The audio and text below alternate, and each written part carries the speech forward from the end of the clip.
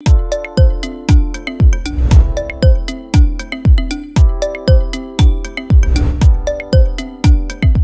is Itel Vision 5 Plus 13,690 টাকায় launch হওয়া এই স্মার্টফোনটির দখলে অলরেডি বেশ কয়েকটি রেকর্ডও চলে আসছে। তার মধ্যে ফুল এইচডি প্লাস রেজুলেশনের ডিসপ্লে এবং 4GB র্যাম, যেটার সাথে আরও 3GB ভার্চুয়াল র্যাম ইউজ করা হয়েছে, অর্থাৎ টোটাল 7GB র্যাম এবং 128GB স্টোরেজ। এছাড়াও যদি আমি উল্লেখযোগ্য ফিচারের কথা বলি তাহলে বলবো 18 ওয়াটের ফাস্ট চার্জার এবং সাইড মাউন্টেড ফিঙ্গারপ্রিন্ট স্ক্যানার এবং ট্রিপল রিয়ার ক্যামেরাও থাকছে। হার্ডওয়্যার সেকশনে বাজিমাত করলেও রিয়েল লাইফ পারফরমেন্স কেমন সেটাই জানাবো আজকের এই পুরো ভিডিওতে। রূপে গুণে ভরপুর এই নীলপরি আসলে আমাদের জন্য কেনা উচিত হবে কি হবে না সেটাই জানাবো ভিডিওর শেষ প্রান্তে এসে। কথা না বাড়িয়ে চলুন এবারে মূল ভিডিও শুরু করা যাক। এক নজরে দেখে নেওয়া যাক ফোনটির বক্স কন্টেন্টে কি প্রোভাইড করা হচ্ছে। বক্সটিকে ওপেন করলেই আমরা দেখতে পাচ্ছি Itel Vision 5 Plus ছাড়াও থাকছে একটি 18 ওয়াটের ফাস্ট চার্জার এবং মাইক্রো ইউএসবি কেবল। এবারে যে কেবলের সাইজ সেটা কিন্তু গতানুগতিক কেবলের সাইজ থেকে অনেকটাই ছোট। সো আমার মনে হয় যে আইটেলকে ইন ফিউচারে এই বিষয়টার প্রতি আরেকটু কেয়ারফুল হওয়া উচিত, কারণ ছোট কেবল দিয়ে কিন্তু ফোন চার্জ করতে অনেক সমস্যা ফেস করতে হয়। এরপর থাকছে একটি হার্ড ব্যাক কভার এবং একটি ইয়ারফোন। সর্বশেষ আমরা বক্স কন্টেন্টে দেখতে পাচ্ছি একটি স্ক্রিন পেপার এবং কিছু ইউজার ম্যানুয়াল এবং সিম ইজেক্টর।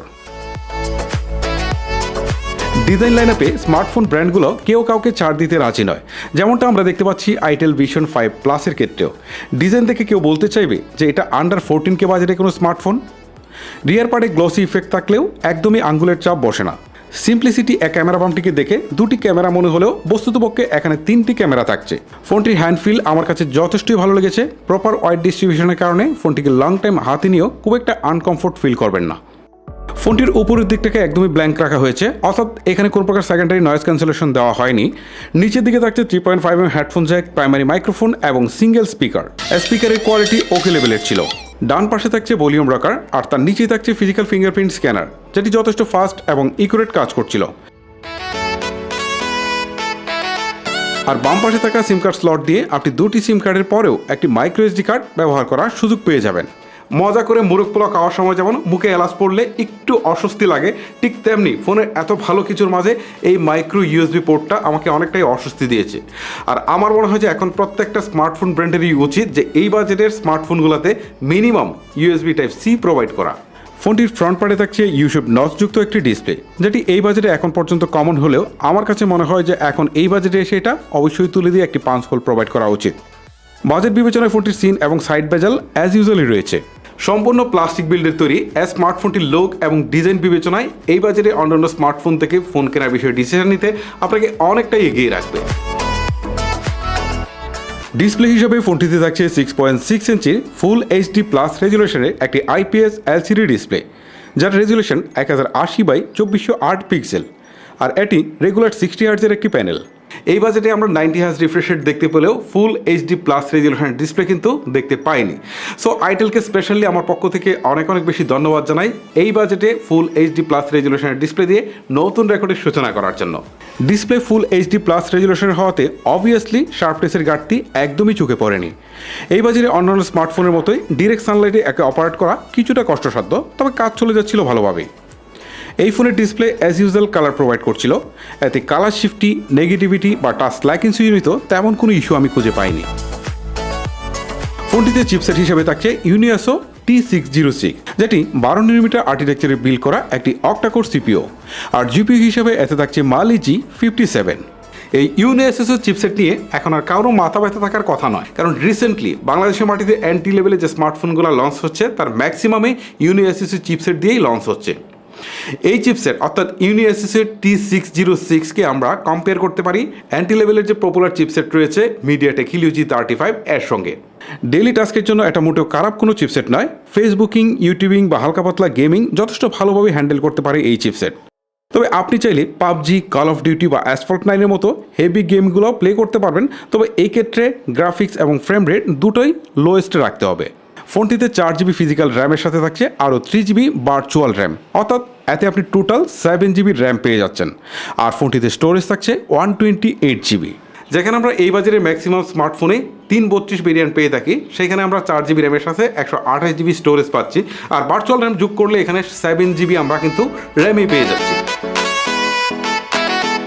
332 ভেরিয়েন্টের একটা নতুন ফোন ভালো চললেও সেটা যখন 1 থেকে 1.5 বছর বা 2 বছর অতিক্রম হয়ে যায় তখন কিন্তু ধীরে ধীরে অনেকগুলো অ্যাপস ইনস্টল হয়ে যায় এবং ইন্টারনাল স্টোরেজও কিন্তু অনেক বেশি কমে যায় ছবি তোলা বা ভিডিও রাখার জন্য। তখন কিন্তু এটার পারফরমেন্স রেগুলারলি ড্রপ করতে থাকে।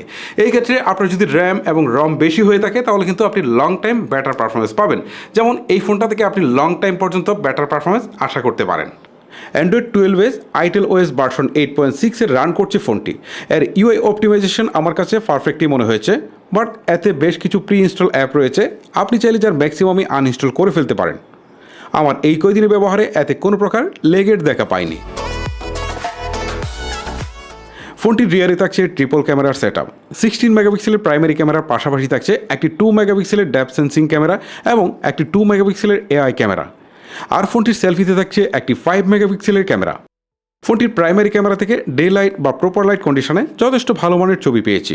মাঝে মাঝে সাবজেক্টে ফোকাস করতে গিয়ে অবজেক্টকে ওয়াশ আউট করে তুলছিল। ছবির কন্ট্রাস্ট লেভেলটা আমার কাছে কিছুটা উইক মনে হয়েছে, এইখানে আমার মনে হয় যে আরেকটু ইমপ্রুভমেন্ট করার প্রয়োজন ছিল। 2 মেগাপিক্সেলের এআই লেন্স কিছু কিছু ক্ষেত্রে ভালো কাজ করেছে, সবুজ বা ন্যাচারাল কিছু পেলে আরও বেশি ডিপ করে তোলে, যা অনেক ক্ষেত্রে দেখতে ভালোই লাগে। 2 মেগাপিক্সেলের ডেপথ সেন্সিং ক্যামেরার সাবজেক্ট সেপারেশন খুব একটা পারফেক্ট ছিল না। লো লাইটে এর ছবির কোয়ালিটি অ্যাভারেজ বলতে হবে, ছবিতে ডিটেলসের কিছুটা লস হয়, নয়েজ এবং গ্রিনেরও দেখা পেয়েছি অনেক ক্ষেত্রে।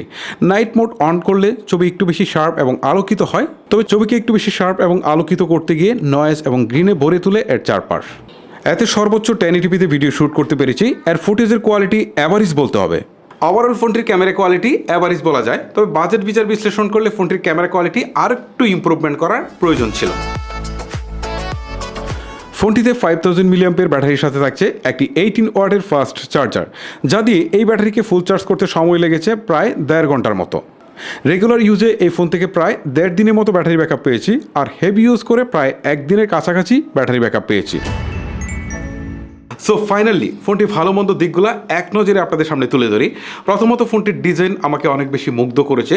দ্বিতীয়ত সবচেয়ে বেশি যে সারপ্রাইজ করেছে তা হচ্ছে এর ফুল এইচডি প্লাস রেজুলেশনের ডিসপ্লে, যেটা এই বাজেটে বিরল। দেন ফোনটির 7GB র্যাম এবং 128GB স্টোরেজ, এটাও কিন্তু এই বাজেটে আপনাকে অনেক বেশি মুগ্ধ করবে। ওকে, দেন ফোনটির 18 ওয়াটের ফাস্ট চার্জার, সেটাও কিন্তু একটা প্লাস পয়েন্ট। আর যদি ফোনটির ড্রব্যাকের কথা বলি তাহলে শুরুতে বলবো এই যে এখানে মাইক্রো ইউএসবি পোর্ট দিয়েছে, এটা কিন্তু একটা drawback. Then U shape notch, এটা আমার মনে হয় যে এখন এই বাজেটে আসলে কোনো মতেই রাখা উচিত নয়। তারপরে হচ্ছে ফোনটির ক্যামেরা কোয়ালিটি, আমার কাছে মনে হয়েছে যেটা আরেকটু ইমপ্রুভমেন্ট করা প্রয়োজন ছিল। এখন যদি ফাইনালি বলি যে আসলে প্লাস মাইনাস মিলিয়ে কি দাঁড়ালো, আসলে প্লাস মাইনাস মিলে বলতে হচ্ছে এখনও এই বাজেটে অর্থাৎ আন্ডার 15K বাজেটে ম্যাক্সিমাম স্মার্টফোনে মাইক্রো ইউএসবি প্রোভাইড করা হচ্ছে। দেন এই যে ইউ শেপ নচ, এটাও প্রোভাইড করা হচ্ছে।